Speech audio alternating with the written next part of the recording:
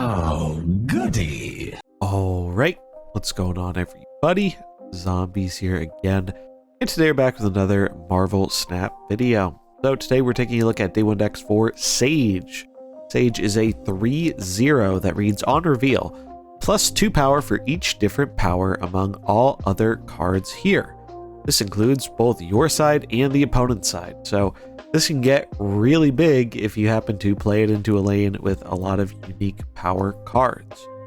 In terms of the Spotlight week, we have Sage, Legion, and the Living Tribunal. Now, I think Legion and Living Tribunal are pretty solid cards, but Tribunal was just announced that it's going to be moving down in series with next month's patch. So if this week isn't particularly exciting for you, or if Tribunal was a big reason you were going to open this week, you could potentially wait and get him for tokens. But if the other cards are also appealing, not necessarily a bad card to get, as getting it from a cache is kind of irrelevant in terms of if it's Series 5 or Series 4, right? Legion, solid card, but not super played. And then Sage. I think Sage has the potential to be a good card. I think Sage is a little bit hard to evaluate pre-release though, mainly because it's not super easy to think back to your average game of Marvel Snap and think, hey, how many cards had unique power in their respective lanes each game. It's just not something that's generally relevant. It's kind of like before Ms. Marvel came out, it didn't really matter which cost cards you were putting where and not having two of the same one. So I feel like it's kind of like that, where once you actually get to play with the card, we'll have a much better sense of if it is actually like a real effect or not. But just because of the raw numbers here in lanes where there are a handful of things, I think this card has a lot of potential. Obviously, it's good with Ravonna, making it a 2-drop. It's very good with Mr. Negative. It goes really, really tall with Mr. Negative, and I think that's the first home many people are going to try for her. But she might have potential outside of that archetype as well, purely because of the mana cheat with Ravonna and just putting a lot of stats onto the board. Essentially, the biggest power you can have for this card is 14, assuming there are 3 other cards on your side and 4 cards on the opponent's side with unique power. Obviously, that's hard to do and not going to happen very much, but it's interesting to think about, as that is an absurd amount of power for a 3-drop. Kind of feels like this is a better Wolfsbane in a way. Wolfsbane rewarded you for filling up your lane so it gets more stats, but this can go a lot taller than Wolfsbane because it cares about your opponent's stuff.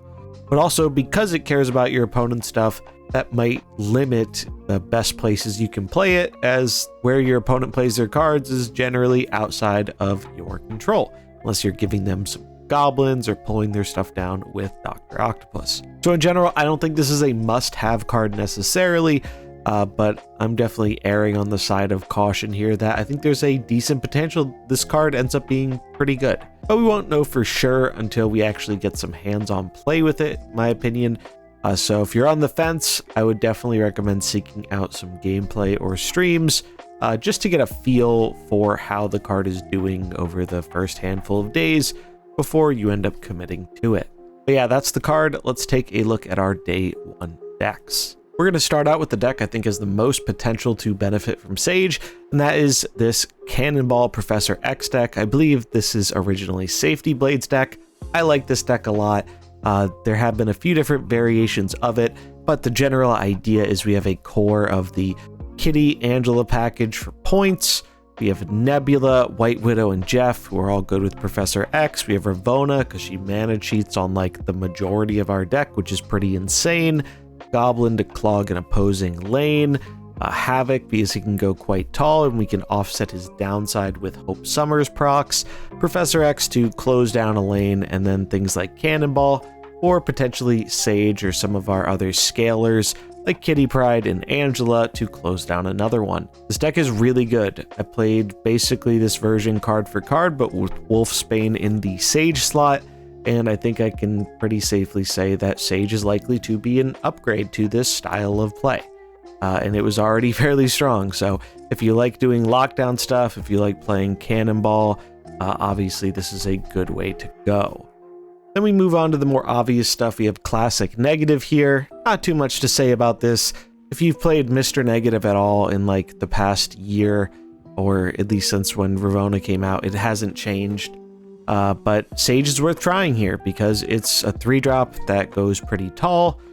You have a decent number of different powers in Mr. Negative. You can obviously rely on the opponent's ones too.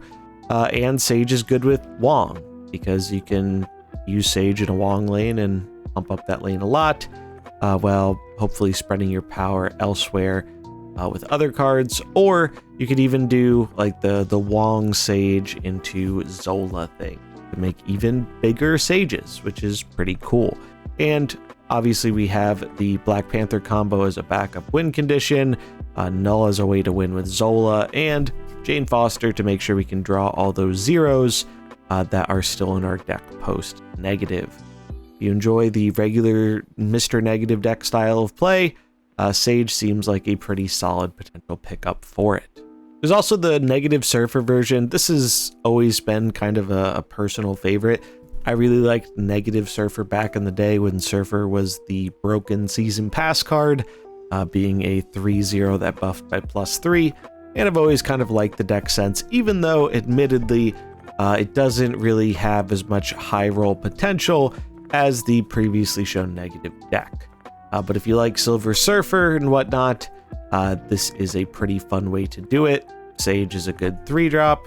She synergizes fairly well with what the Negative stuff is trying to do, and it gets the bonus of being able to run Rogue, which is nice for dealing with Mobius, which obviously is a pretty hard counter to what our deck is trying to do. And then last up, we have a Bounce Shell. So Bounce really hasn't been overly relevant in the meta for a little while. The Kitty Angela package has been really good in a variety of decks to where they haven't had to commit to the full bounce strategy. But if you want to commit to the full bounce strategy, we can with the Hitmonkey Mysterio stuff. Bounce is nice because it also has a decent range of power in the cards, so easier to power up Sage. And with Beast, we have a way to play down Sage early alongside our 1-drops, then bounce them to hand to make Sage even bigger. We have Ravonna in this deck. Ravonna is actually quite clutch, being able to reduce the cost on some of our more impactful cards like Sage, Angela, and Bishop. I think it is going to be very nice being able to potentially play Sage on the final turn. If we have a Ravonna down, we can bounce up our Sage on turn 5 and then pop off with something like our Hitmonkey Mysterio and a 1-mana save. So that's pretty cool. I don't know if Bounce is going to be consistent enough to be great right now. I feel like Bounce has had some other issues with the meta, and obviously Leech being around makes Hitmonkey decks naturally a bit worse, and I guess Sage decks too if you're trying to play her on the final turn. But that's just kind of the reality of the meta right now. Still think it should be fun and worth experimenting with.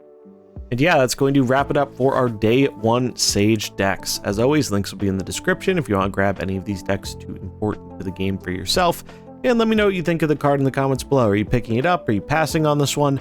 Initially, I was going to pass on this one, but after thinking about it some more, particularly in the Cannonball deck, I think it's a card I'm going to have fun with. So I think I am going to gamble some keys on it to hopefully get it without burning too many resources, as I don't really have ton of interest in the other variants for the cards in the spotlight this week. But yeah, let me know in the comments what you think. If you have any cool brews, I'd love to hear it. That's going to wrap it up for this one, though. I hope you enjoyed it. If you did, remember to like and subscribe, and I'll catch you in the next one. Peace.